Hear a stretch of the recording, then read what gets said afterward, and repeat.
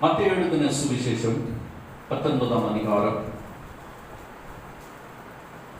14 முதல் 22 வசனங்கள் வரைக்கும் ஒரு நபரை குறித்து நாம் தியானித்துக் கொண்டிருக்கிறோம். 22ஆம் வசனத்தை மாத்திரம் வாசிங்கள். மத்தேயு 19:22.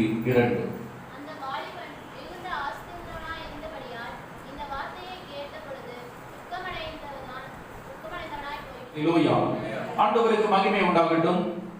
இந்த மாதத்திலே தேவன் நமக்கு கொடுத்த வாக்கு எரேமியாவின் புத்தகம் 31ஆம் அதிகாரம் 13ஆம் வசனம்.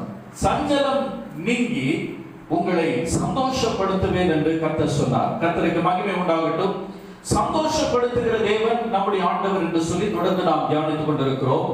நாம் வாசித்த இந்த 19ஆம் அதிகாரம், மத்தேயு 19ஆம் அதிகாரத்திலே ஒரு வாலிபனை, ஒரு மனிதனை குறித்து இந்த இடத்துல நாம் பார்க்கிறோம். அந்த மனிதனுடைய வாழ்க்கையில் நடந்த சம்பவங்களை தொடர்ந்து நாம் இந்த வாரத்திலும் தியானிக்க ஆண்டவர் நமக்கு உதவி செய்வாராக.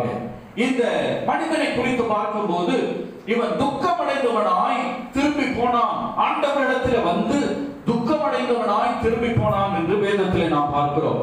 ஆண்டவராகிய இயேசு கிறிஸ்துவின் இடத்திலே வந்தவர்களிலே இவன் மட்டும்தான் துக்கமாய் திரும்பி போன மனிதன் என்று இவனை குறித்து நாம் வேதத்திலே வாசிக்க முடியும்.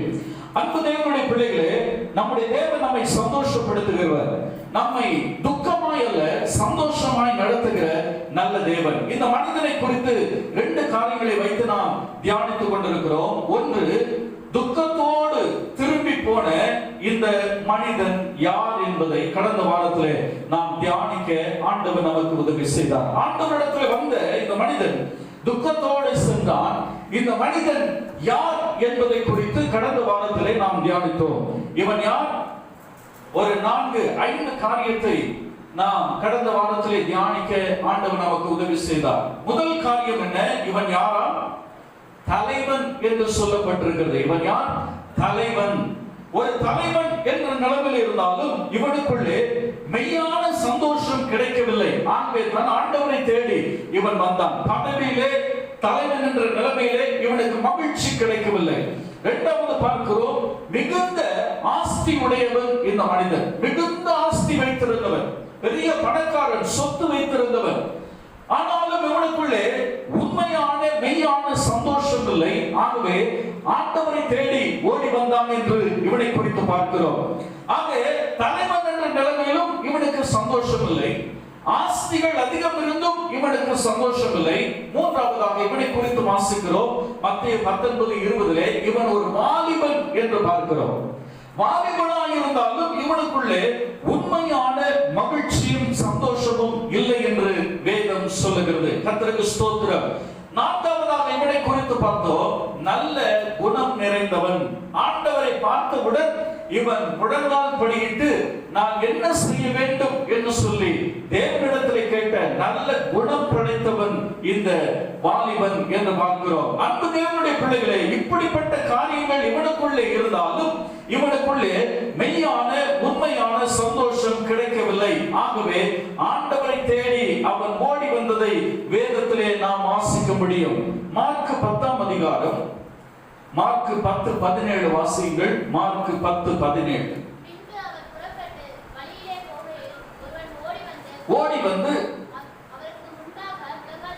ஆண்டவருக்கு முன்பாக இவன் முழங்கால் படியிட்டு, நல்ல போதகரே, நித்திய ஜீவனை சுதந்திரித்துக் கொள்வதற்கு நான் என்ன செய்ய வேண்டும் என்று கேட்டான். கர்த்தருக்கு ஸ்தோத்திரம் உண்டாகட்டும். ஒரு பெரிய நோக்கத்தோடு கூட ஆண்டவரிடத்தில் வந்தவன். ஒரு பெரிய நோக்கம் இவனுக்குள்ளே இருந்தது. நித்திய ஜீவனை பெற வேண்டும் என்ற ஒரு நல்ல நோக்கம் இந்த மனிதனுக்குள்ளே இருந்தது. ஆனாலும் இவன் ஆண்டவர் சொன்ன வார்த்தைகளை கேட்டபோது இவன் துக்கத்தோடு திரும்பி போனான் என்று வேதத்திலே இவனை குறித்து நாம் பார்க்கிறோம். இரண்டாவதாக, முதல் காரியம், துக்கத்தோடு சென்ற இந்த மனிதன் யார் என்பதை நாம் தியானித்தோம். இன்றைக்கு இந்த மனிதன் ஏன் துக்கத்தோடு திரும்பி போனான்? ஆண்டவரிடத்தில் வந்த இந்த மனிதன் ஏன் துக்கத்தோடு இவன் திரும்பி போனான் என்பதை குறித்து நாம் தியானிக்க இருக்கிறோம். முதலாவதாக மார்க் 10ஆம் அதிகாரம் 21ஆம் வசனத்தை வாசியுங்கள். இயேசு அந்த மனிதனை பார்த்து அவனிடத்தில் அன்பு கூர்ந்து உன்னிடத்தில் ஒரு குறைவு உண்டு. போதும். முதல் காரியம், ஆண்டவர் அவனை பார்த்தார். ஆண்டவரிடத்தில் ஓடி வந்த அந்த மனிதனை ஆண்டவர் பார்த்தார். பார்த்தது மாத்திரமல்ல, வேத வசனம் சொல்லுகிறது, முதலாவது திரும்பி போன, துக்கத்தோடு திரும்பி போன இந்த மனிதன் ஏன் துக்கத்தோடு திரும்பி போனான் என்று சொன்னால், ஆண்டவருடைய அன்பை இவன் நிராகரித்தான். வேதம் சொல்லுகிறது, இயேசு அவனிடத்தில் என்ன பண்ணாராம்? அன்பு கூர்ந்து. கர்த்தருக்கு ஸ்தோத்திரம் உண்டாகட்டும். ஒரு அல்லேலூயா சொல்லுமா? கிறிஸ்தவம் என்று சொன்னாலே அன்புதான். அன்புதான் பிரதானம். அன்பிற்கு நிகர் எதுவும் இல்லை. எல்லாமே அன்புதான். அன்பே பெரியதென்று வேதம் சொல்லுகிறது. பிறரை நேசிக்கிற ஒரு காரியம். இயேசுவினிடத்தில் வந்த இந்த வாலிபனை, அந்த மனிதனை கர்த்தர் நேசித்தார். வேதம் சொல்லுகிறது, இயேசு அவனிடத்தில் அன்பு கூர்ந்தார். கர்த்தருக்கு ஸ்தோத்திரம் உண்டாகட்டும். ஆண்டவர் நம்மேல் அன்பு கூர்ந்தபடினாலே இன்றைக்கு நீங்களும் நானும் நித்திய ஜீவனை சுதந்தரித்து வைத்திருக்கிறோம். ஒரு அல்லேலூயா சொல்லுமா? கர்த்தருடைய அன்பு நம்மிடத்தில் கிடைத்தபடினாலே, ஆண்டவர் நம்மேல் அன்பு கூர்ந்தபடினாலே நித்திய ஜீவனை நமக்கு கொடுத்திருக்கிறார். ஆகவே ஆண்டவரிடத்தில் வந்த அந்த மனிதனை ஆண்டவர் நேசித்தார். முதலாவது, அவனை ஆண்டவர் நேசித்தார், அன்பு கூர்ந்தார் என்று பார்க்கிறோம். உலகத்திலே எல்லாருடைய அன்பும் ஒரு காரணமாக அன்பு கூறுவாங்க, அப்படிதானே? கணவனுடைய அன்பா இருந்தாலும், மனைவியினுடைய அன்பா இருந்தாலும், பெற்றோர்களுடைய அன்பா இருந்தாலும், நண்பர்களுடைய அன்பாக இருந்தாலும், பிள்ளைகளுடைய அன்பா இருந்தாலும், ஏதோ ஒரு நோக்கத்திற்காக நம்மிடத்தில் என்ன பண்ணுவார்கள்? அன்பு கூறுவார்கள். உலகத்தில் இருக்கிற எல்லா அன்புமே ஒரு ரீசனபிள் லவ், ஒரு உண்மையான காரணம் மிகுந்த அன்பாத்தான் இருக்கும். ஆனா ஆண்டவர் நம் மீது அன்பு கூர்ந்தது, அது காரணம் இல்லாமலேயே அவர் நம்மேல் அன்பு கூர்ந்தார். ஒரு அல்லேலூயா சொல்லுமா? அல்லேலூயா. காரணத்துடன் நேசிக்கிற ஒரு அன்பு ஆண்டவருடைய அன்பு. அன்பு தேவனுடைய பிள்ளைகளே, நம்முடைய தேவன் நம்மேல் அன்பு கூர்ந்தார். ஆகவே தான் தன்னுடைய ஒரே பேரான குமாரனை இந்த உலகத்திற்கு அனுப்பி தந்து இவ்வளவாய் உலகத்தில் அன்பு கூர்ந்தார் என்று வேதத்தில் வாசிக்கிறோம். பிதாவானவர் நம்மேல் அன்பு கூர்ந்தார். இயேசு கிறிஸ்து நம்மேல் அன்பு கூர்ந்தபடினாலே நாம் இன்றைக்கு ரட்சிக்கப்பட்டிருக்கிறோம். ஒரு அல்லேலூயா சொல்லுவோமா? நித்திய ஜீவனை சுதந்தரித்து வைத்திருக்கிறோம் என்று பார்க்கிறோம். அன்பு தேவனுடைய பிள்ளைகளே, ஆகவே தான் ஆண்டவர் நம்மேல் அன்பு கூர்ந்தபடினாலே சிலுவையிலே தன்னை தியாகமாய் கர்த்தர் அர்ப்பணித்தார். அல்லேலூயா. தன்னுடைய ஜீவனை அர்ப்பணித்தார். தன்னுடைய சரீரம் அடிக்கப்படும்படியாய் கர்த்தர் அர்ப்பணித்தார். காரணம் என்ன? நம்மேல் அன்பு கூர்ந்தபடினாலே, நம்மை மீட்டெடுக்கும்படியாக கர்த்தர் நம்மேல் அன்பு கூர்ந்தார். அப்படிப்பட்ட ஒரு பிரதானமான அன்பை இந்த மனிதன் நிராகரித்தான். ஆண்டவருடைய அன்பை நிராகரிச்சுட்டான். அவருடைய அன்பு அவனால விளங்கிக்க முடியல. ஆகவே இவன் துக்கத்தோடு திரும்பி போனான். கிறிஸ்துவினுடைய அன்பை நிராகரித்தபடினாலே இவன் துக்கத்தோடு திரும்பி போனான் என்று பார்க்கிறோம். இரண்டாவதாக, இவன் துக்கத்தோடு திரும்பி போனதற்கான காரணம் என்ன? மார்க் 10 அதிகாரம் 21 வசனம். மார்க் 10:21.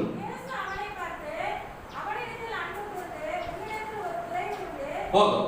உன்னிடத்தில் ஒரு குறை உண்டு. ஒரு அல்லேலூயா சொல்லுமா? மனிதனாய் பிறந்த எல்லாரிடத்திலும் ஒரு குறை இருக்கிறது. ஒரு குறை இருக்கிறது. எல்லா மனிதனிடத்திலும் குறை இருக்கிறது. ஆண்டவர் அவனிடத்தில் சொன்ன காரியம், உன்னிடத்தில் ஒரு குறை உண்டு என்று சொல்லி அந்த குறையை நிவர்த்தி செய்வதற்கு ஆலோசனை கொடுத்தார் ஆண்டவர். ஒரு அல்லேலூயா சொல்லுமா? குறையோடு வந்தவனை ஆண்டவர் அன்பு கூர்ந்து ஏற்றுக்கொண்டு அந்த குறையை நிவர்த்தி செய்வதற்கு ஆண்டவர் ஆலோசனை கொடுத்தார். அந்த ஆலோசனையும் இந்த வாலிபன் நிராகரித்தான். ஆண்டவருடைய அன்பை நிராகரித்தான். ஆகவே துக்கத்தோடு திரும்பி போனான். ஆண்டவருடைய மேன்மையான ஆலோசனையை நிராகரித்தபடியினாலே இவன் துக்கத்தோடு திரும்பி போனான் என்று பார்க்கிறோம். அன்பு தேவனுடைய பிள்ளைகளே, நம்முடைய வாழ்க்கையில ஆண்டவர் 24 மணி நேரமும் நமக்கு ஆலோசனை கொடுக்க வேண்டும். அல்லேலூயா. ஆண்டவருடைய ஆலோசனை மேலானது. ஆண்டவருடைய ஆலோசனை நம்மை திடப்படுத்தும். ஆண்டவருடைய ஆலோசனை நம்மை சரியான பாதையில வழிநடத்தும். கர்த்தருடைய ஆலோசனை எல்லா மனித ஆலோசனைகளுக்கும் மேலான மேலான ஆலோசனையாக இருக்கிறது. ஹல்லேலூயா. கர்த்தருக்கு ஸ்தோத்திரம் உண்டாகட்டும். நல்ல ஒரு ஆலோசனை ஆண்டவர் கொடுத்தார். அந்த ஆலோசனையை அவன் நிராகரித்தான். குறையை நிவர்த்தி செய்வதற்கான ஆலோசனை சொன்னபோது அதை அவன் நிராகரித்தான் என்று வேதத்தில் வாசிக்கிறோம். அதே வசனத்தை வாசிங்கள். மூன்றாவதாக அவன் ஏன் துக்கத்தோடு திரும்பி போனான் என்பதை பார்க்கிறோம். வாசிங்கள். உன்னிடத்தில் ஒரு குறை உண்டு, நீ போய் உனக்கு உண்டானவைகள் எல்லாவற்றையும் விற்று தரித்திரருக்கு கொடு.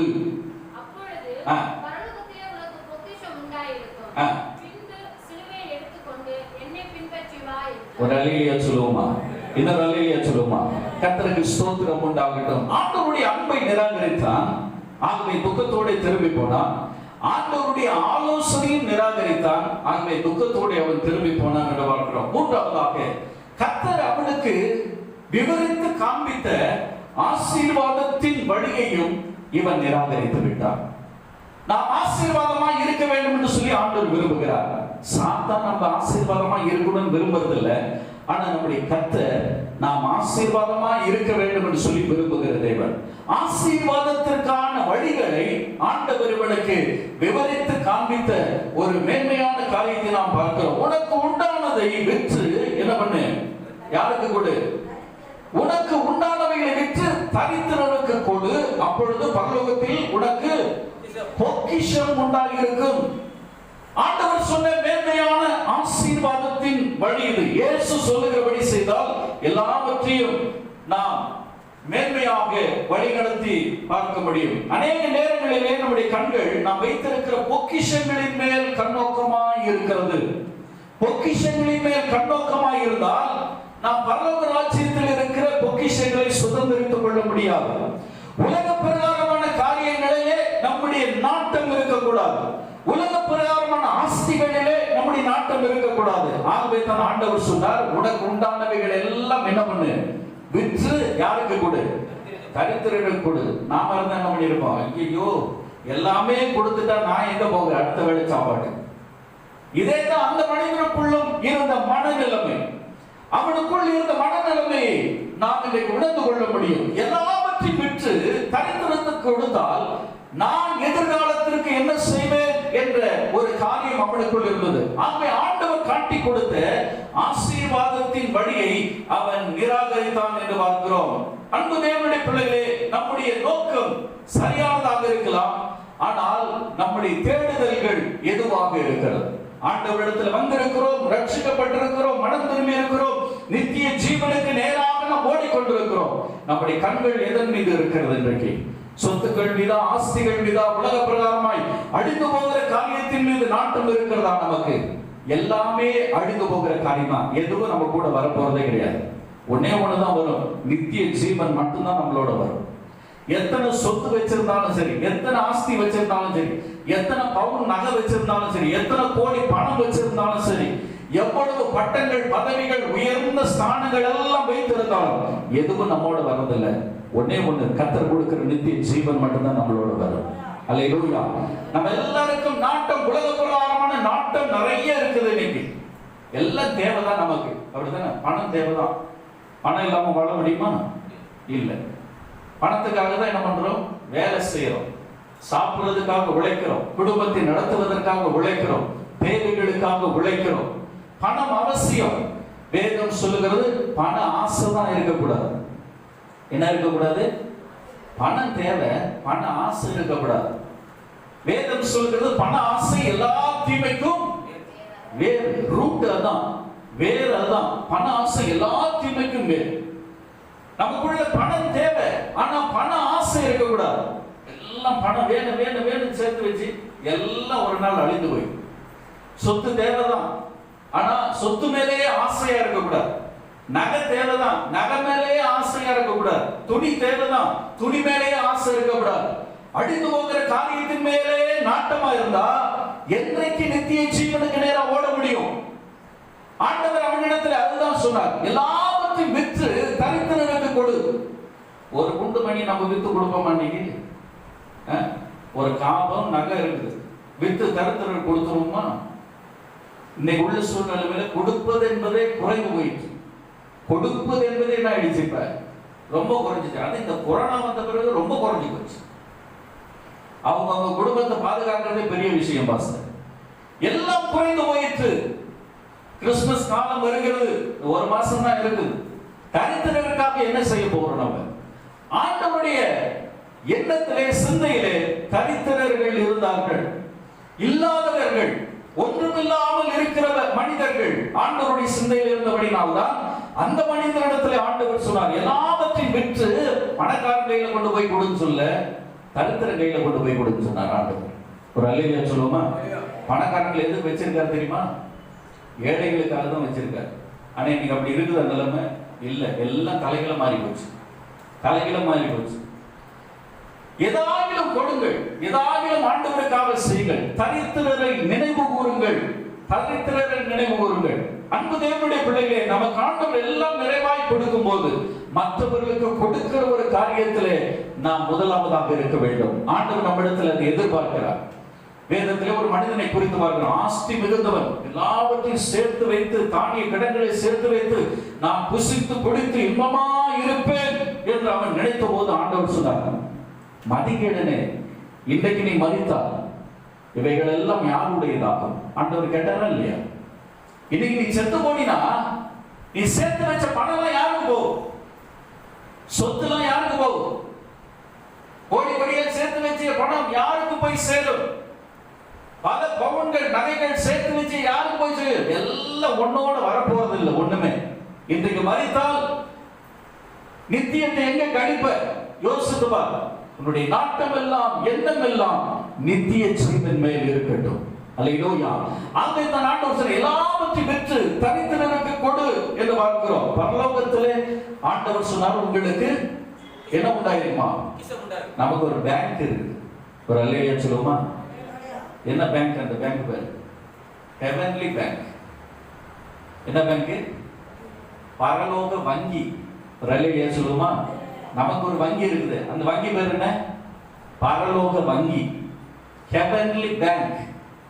அந்த பேங்க்ல நீ சேர்த்து வச்சினா எதுவுமே அழிஞ்சு போகாது. ஒரு அல்லேலூயா சொல்லுமா? இங்க இருக்கிற பேங்க் கூட திவாலாயிரும். போன வாரம் ஒரு பேங்க் திவாலாயி போச்சு.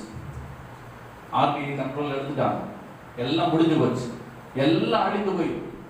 ஆனா பரலோகத்தில் உங்களுக்கு பொக்கிஷத்தை கட்டு சேர்த்து வைப்பார். ஒரு அல்லேலூயா சொல்லுமா? எப்ப சேர்த்து வைப்பாரா?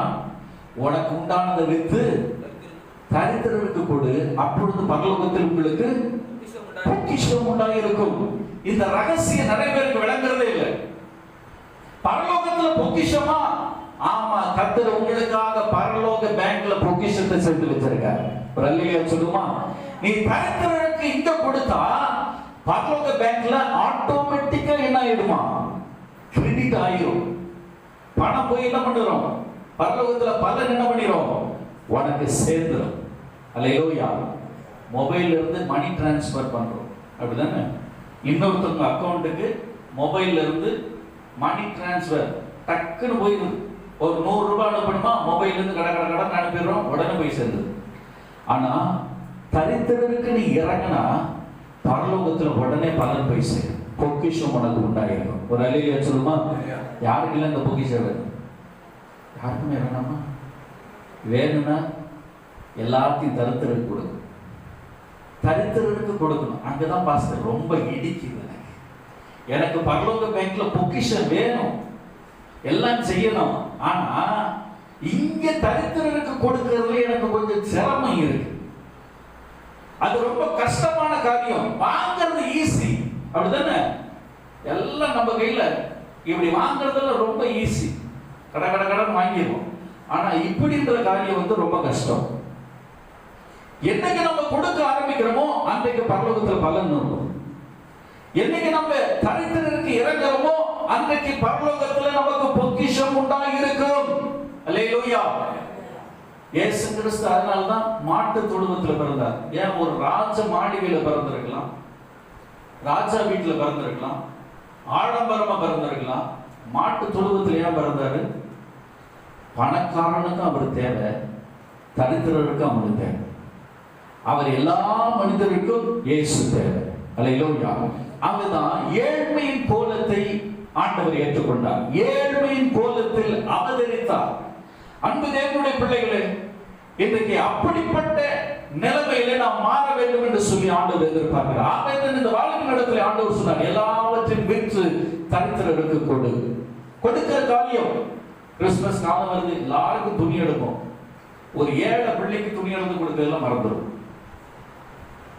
கிறிஸ்துமஸ் காலம் வருது, நிறைய ஆடம்பர செலவெல்லாம் பண்ணுவோம். ஒரு ஏழைக்கு இறங்குகிறத மறந்துடுவோம். எதை செய்யறீங்களோ இல்லையோ, ஏழைக்கு இறங்குகிற காரியத்தை மறந்தே போகாதீங்க உங்க வாழ்க்கையில. ஒரு அல்லேலூயா சொல்லுங்க. அல்லேலூயா. அதனால நாங்க கிறிஸ்துமஸ் காலங்களில புத்தாடை உடுத்துவதே கிடையாது. திருமணமாகி 28 ஆண்டுகள் முடிய போகுது. 28 29 வருஷமும் கிறிஸ்துமஸ் அன்றைக்கு நாங்கள் புத்தாடை வாங்குவதுங்களே உடுத்துவதுங்கள். காரணம் என்ன தெரியுமா? வாங்குற செலவுக்கு எங்களுக்கு எத்தனை பேருக்கு முடியுமோ அத்தனை நபர்களுக்கு ஆடைகளை வாங்கி கொடுத்து அழகு பார்த்தோம். ஒரு அல்லேலூயா சொல்லுவோமா? அதுதான் ஆண்டவர் நமக்கு வைத்திருக்கிற ஆசீர்வாதம். 5000 ரூபாய்க்கு உடை கொடுத்தினாலும் உடைதான், 500 ரூபாய்க்கு உடை கொடுத்தினாலும் உடைதான். அப்படிதானே? 5000 ரூபாய் போட்டு உடை கொடுத்தவரை பார்க்கலாம், 500 ரூபாய்க்கு வாங்கிட்டு அதை 5 பேருக்கு திருப்பி கொடுத்தோம்னா அது பெரிய விஷயம். தரித்திரருக்கு இறங்குங்கள். ஆண்டவர் அந்த வாலிபனிடத்தில் சொன்ன மேன்மையான விஷயம் அதுதான். தரித்திரருக்கு இறங்குங்கள். நாம் எல்லாரும் ஏழ்மையில தான் இருக்கிறோம். யாரும் பெரிய பணக்காரனும் இல்லை. ஆனா நாம் ஆராதிக்கிற தேவன் பெரிய பணக்கார தேவன். சந்தேகமா? ஆண்டவர் ஐஸ்வர்யம் உள்ளவரா இல்லையா? நல்லதான் ஒரு அல்லேலூயா சொல்லுங்க. சந்தேகமாக சொல்லுங்க. ஆண்டவர் ஐஸ்வர்யம் உள்ள தேவன். அல்லேலூயா. ஐஸ்வர்யவான் நம்முடைய ஆண்டவர். ஆகவே அவருக்காக பிரயாசப்படுகிறவர்களை கர்த்தர் ஆசீர்வதிக்கிறார். அவருக்காக உழைக்கிறவர்களை கர்த்தர் ஆசீர்வதிக்கிறார். ஆகவே அன்பு தேவனுடைய பிள்ளைகளை, தரித்திரருக்கு இறங்குங்கள். 100 ரூபாய் செலவழிச்சு ஒரு காரியத்தை செய்யணும். 1000 ரூபாய் செலவழிச்சு ஒரு காரியத்தை நமக்காக வாங்குறோம். 10,000 ரூபாய் செலவழிச்சு ஒரு காரியத்தை நம்ம வாங்குறோம். ஆனா அதன் பிறகு நாம் செய்ய வேண்டியது, அதற்கு ஈடாக சில காரியங்களை தரித்திரருக்கு நாம் இறங்க வேண்டும். அல்லேலூயா. உங்க பிள்ளைகளுக்கு நீங்க கற்றுக் கொடுங்க. நீங்க தரித்திரருக்கு இறங்கினா தான் உங்க பிள்ளைங்க இறங்குவாங்க. நீங்க கொடுத்தாதான் உங்க பிள்ளைங்க கொடுப்பாங்க. நீங்க கொடுக்கணும்னா ஒரு நாள் உங்க பிள்ளைகள் கொடுக்காது. நீங்க பண ஆசையா, நகை ஆசையா, சொத்து ஆசையா இப்படியே நிலைமை போயிட்டு இருந்தா உங்களுக்கு ஆசீர்வாதம் கிடைக்காது. உங்களுக்கு ஆசீர்வாதம் கிடைக்காது. இந்த ஆசையெல்லாம் வெறுத்து என்றைக்கு தரித்திரருக்கு நீங்கள் இறங்கணும் அப்படின்ற மைண்ட் செட்ல வரீங்களோ அன்றையிலிருந்து உங்களுக்கு ஆசீர்வாதம் உண்டாகும். தரித்திரருக்கு கொடுக்கும் போது பரலோகத்திலே பொக்கிஷம் நமக்கு நிறைவாய் உண்டாயிருக்கும். சின்ன பிள்ளையில என் பையனுக்கு நாங்க ட்ரெஸ் எடுப்போம். கிறிஸ்துமஸ் காலங்களில நாங்க எடுக்க மாட்டோம். சின்ன பிள்ளை ஏமாந்துன்னு சொல்லி அவனுக்கு ட்ரெஸ் எடுப்போம். ட்ரெஸ் எடுக்கும் போதே அவனுக்கு சிறு வயசுலயே நாங்க பழகிறது, இன்னொரு குட்டி பாப்பாவுக்கு நம்ம குட்டி பாப்பாவுக்கோ குட்டி தம்பிக்கோ நம்ம ட்ரெஸ் எடுத்து கொடுப்போமானா ஓகேன்னு சொல்லுவோம். அப்ப அவனுக்கு எவ்வளவு எடுக்கிறோமோ அதே வேலைக்கு இன்னொரு பிள்ளைக்கு, சபையில் இருக்கிற ஒரு பிள்ளைக்கு எடுத்து அவன் கையாலே கொடுப்போம். இன்னைக்கு அவன் பெரிய ஆள் ஆகிட்டான், கல்யாணம் ஆயிடுச்சு, குடும்பஸ்தன் ஆயிடுச்சு, அவனுக்கு ஒரு பிள்ளை இருக்குது. ஆனாலும் கிறிஸ்துமஸ் காலங்களிலே நம்முடைய சபைக்கு வரும்போது அவனால் முடிந்த சிலருக்கு அவன் துணிமணி வாங்கி கொடுக்கிறான். ஒரு அல்லேலூயா சொல்லுமா? ஏன்? நாம பழக்கணும். என் பிள்ளைக்கு நான் துணி எடுத்துட்டேன், உன் பக்கத்தில் இருக்கிற இன்னொரு பிள்ளைக்கு யார் எடுப்பான்? தரித்திரருக்கு இறங்கு. நம்ம சபையில ஒரு சிலர் இருக்காங்க, பேர சொல்ல விரும்பல, ஒரு சிலர் இருக்கிறாங்க. அவங்க என்ன பண்ணுவாங்கன்னா மறைமுகமா புத்தாடை வாங்கி எங்க கையில கொண்டாந்து கொடுத்து, நான் கொடுத்தேன்னு சொல்லாதீங்க, நீங்களா கொடுத்த மாதிரி கொடுத்துருக்க வாசல். எவ்வளவு பெரிய விஷயம் தெரியுமா? அவங்களுக்கு எல்லாம் பரலோகத்தில் மிகுந்த பலன் உண்டாகிருக்கும். ஒரு அல்லேலூயா சொல்லுமா? தங்களை முன்னிறுத்தல, அது யார் கொடுத்தாங்கன்னு தெரியாது, எவர் கொடுத்தாங்கன்னு தெரியாது. ஆனா அவர்களுக்குள் கொடுக்க வேண்டும் என்ற ஆவல் இருக்கு பார்த்தீங்களா? அதை கர்த்தர் ஆசீர்வதிப்பார். அந்த நோக்கத்தை கர்த்தர் ஆசீர்வதிப்பார். தரித்திரருக்கு இறங்குங்கள். நானே சாப்பிட்டு நானே உடுத்தி நானே சந்தோஷமா இருந்தா அது உண்மையான சந்தோஷம் இல்லை. நான் அடிக்கடி சொல்லுவேன், மற்றவர்களுக்கு கொடுத்து பாருங்கள், அதில் கிடைக்கிற சந்தோஷம் வேற எதுலையுமே இருக்க. நான் அடிக்கடி சொல்லுவேன், என் மனைவி இடத்துல, என் பிள்ளைகள் இடத்துல, அதுதான் நான் சொல்லுவேன், சபை பிள்ளைகள் இடத்துல. நான் வெளியே போனா நிறைய வாங்கி சாப்பிட மாட்டேன். ஒரு ஹோட்டலுக்கு டீ கூட குடிக்க மாட்டேன் தனியா போனா. ஆனா என் கூட நம்ம வாலிபர்கள், நம்ம நண்பர்கள், நம்ம சபை மக்கள்லாம் வந்தாங்கன்னு சொன்னா அவங்களுக்கு வாங்கி கொடுத்து அழகு வந்து சந்தோஷப்படல இதே மாதிரி யாரும் இருக்க முடியாது. அதுதான் நம்ம பிள்ளைகளே சொல்லுவாங்க, பாஸ்டர் கூட போனா நமக்கு வயிறு தான் வேணும், வயிறு தான் வேணும். கேட்கறதெல்லாம் வாங்கி கொடுப்பாங்க பாஸ்டர். என் மருமக இன்னைக்கும் சொல்லும், பாஸ்டர் கேட்கறதெல்லாம் வாங்கி கொடுப்பாங்க, கேட்கறதெல்லாம் வாங்கி. அவங்களுக்குன்னு எதுவும் வாங்கிக்க மாட்டாங்க, அவங்களுக்குன்னு எதுவுமே தேவைன்னு அவங்க வாய் தரன்னு கேட்கவும் மாட்டாங்க. ஏன் தெரியுமா? கொடுத்து பார்ப்பதிலே மிகுந்த மகிழ்ச்சி உண்டு. நான் அனுபவிப்பதை காட்டிலும், நான் கொடுத்துவதை காட்டிலும், நான் சாப்பிடுவதை பார்க்கிலும் எனக்கு உண்டானது மற்றவர்களிடத்தில் கொடுக்கும் போது கிடைக்கிற மகிழ்ச்சி இருக்கு பார்த்தீங்களா, அது மிகப்பெரிய மகிழ்ச்சி. அதுதான் ஆண்டவர் மறைமுகமா சொன்னார், தரித்திரனுக்கு கொடு, அப்ப பரலோகத்துல பலன் உண்டாயிருக்கும். ஒரு அல்லேலூயா சொல்லுமா? தரித்திரனுக்கு கொடுங்கள், தரித்திரனுக்கு கொடுங்கள். வேதாம கல்லூரியில் நான் படிக்கும் போது எனக்கு 2 வெள்ளை சட்டை தான் இருந்துச்சு, 2 வெள்ளை சட்டை தான், 2 பேண்ட் தான் இருந்துச்சு. அதை தான் நான் மாற்றி மாற்றி ஞாயிற்றுக்கிழமையில போடணும்.